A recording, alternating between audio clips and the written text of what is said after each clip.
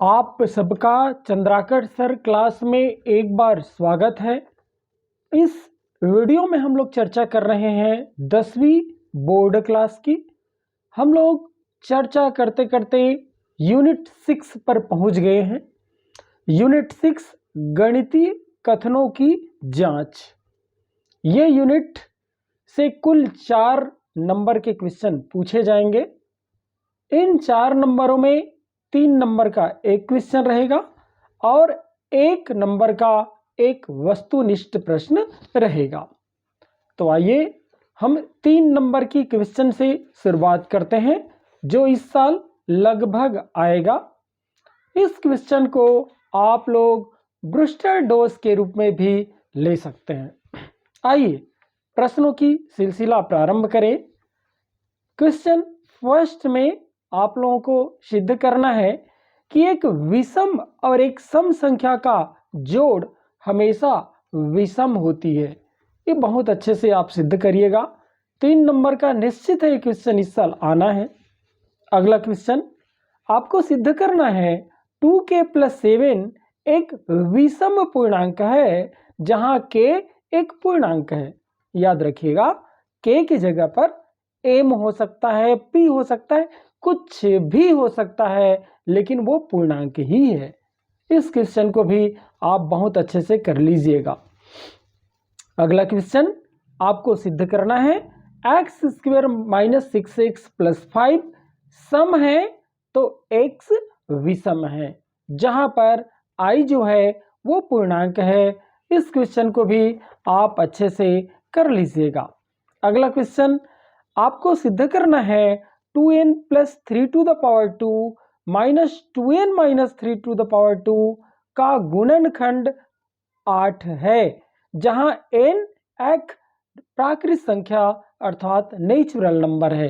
इस क्वेश्चन को भी आप बहुत अच्छे से करिएगा क्योंकि 3 नंबर का जो क्वेश्चन है ना वो सभी सेट में डिफरेंट होते हैं, इसलिए कोई सेट में कुछ क्वेश्चन आएगा तो कोई सेट में कुछ क्वेश्चन आना है। अगला क्वेश्चन जिसकी तैयारी आप बहुत अच्छे से करेंगे। अगला क्वेश्चन में आपको सिद्ध करना है 2 क्रमागत पूर्णांक संख्याओं के वर्गों के योग को यदि 4 से विभाजित कर दिया जाए तो शेष फल हमेशा 1 प्राप्त होता है। ये आपको सिद्ध करना है। निश्चित रूप से आप लोग कर पाएंगे। इसके बाद अगला क्वेश्चन आपको सिद्ध करना है कि √2 जो है वो एक अपरिमेय संख्या है, इरेशनल नंबर। आपको √2 को प्रूव करना है। उम्मीद करता हूं आप लोग किए होंगे। अगला क्वेश्चन है आपको सिद्ध करना है 4m + 9 एक विषम पूर्णांक है जहां m एक पूर्णांक है। ये क्वेश्चन भी बड़ा प्यारा सा है, कई बार क्वेश्चन पूछा गया है, आप बहुत अच्छे से करिएगा।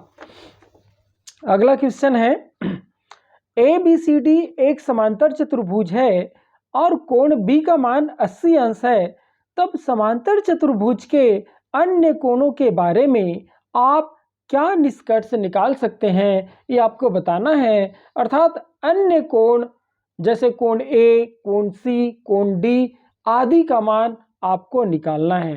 तो यहाँ पर प्रॉपर्टीज लगाइएगा।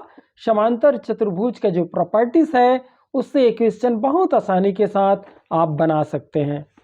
इसके बाद अगला क्वेश्चन में आपको सिद्ध करना है कि त्रिभुज के तीनों अंतःकोणों का जो योग है वो 180 अंश का होता है। ये आपको सिद्ध करना है। अंत में जो 3 नंबर का क्वेश्चन है उसमें आपको सिद्ध करना है कि चतुर्भुज के आंतरिक कोणों का जो योग है वो 360 अंश का होता है। साथ ही साथ 1 नंबर के लिए कुछ बातें हैं जो आप बहुत अच्छे से ध्यान देंगे। जैसे एक कथन है, आपको सत्य या असत्य में जवाब देना है। कथन कुछ यूं है, सभी समरूप आकृतियां सर्वांग सम भी होती है। निश्चित रूप से आप अंदाजा लगा लिए होंगे ये कथन असत्य है। ऐसे एक कथन है, सभी बहुभुज पंचभुज होते हैं, जो कि असत्य है। सभी बहुभुज तो पंचभुज नहीं होता। कई बहुभुज त्रिभुज होता है, कई बहुभुज चतुर्भुज होता है, कई बहुभुज षडभुज होता है, तो ये कथन बिल्कुल असत्य है। अगला क्वेश्चन है, सभी सम संख्याएं 2 से भाज्य नहीं होती है, ये भी निश्चित रूप से असत्य ही है। अगला क्वेश्चन है, सभी वास्तविक संख्याएं परिमेय होती है, निश्चित रूप से ये गलत है ना, मतलब ये असत्य है। एक क्वेश्चन है, सभी षटभुज बहुभुज होते हैं, तो षटभुज तो बहुभुज होगा ही, तो ये क्वेश्चन निश्चित रूप से सत्य ही है। अगला कथन है, 2 सम संख्याओं का योग हमेशा सम होता है, बिल्कुल सही बात है, ये कथन बिल्कुल सत्य है। अगला क्वेश्चन है, एक विषम संख्या और एक सम संख्या का योग सदैव सम संख्या होता है, तो निश्चित रूप से ये कथन असत्य है, ऐसा नहीं होता है। अगला क्वेश्चन है, 2 विषम संख्याओं का योग सदैव विषम होता है, ये भी असत्य ही है। तो इस प्रकार से बहुत सारे कथन हैं जो सिद्ध करने के लिए आता है, और बहुत सारे गणितीय कथन हैं जिसमें आपको सत्य और असत्य पहचानना होगा। उम्मीद करता हूँ ये क्वेश्चन आपके स्कोर को बढ़ाने में आपका निश्चित रूप से मदद करेगा। इसी उम्मीद के साथ अगले यूनिट में हम लोग मिलेंगे इकाई 5 के साथ। तब तक के लिए थैंक यू।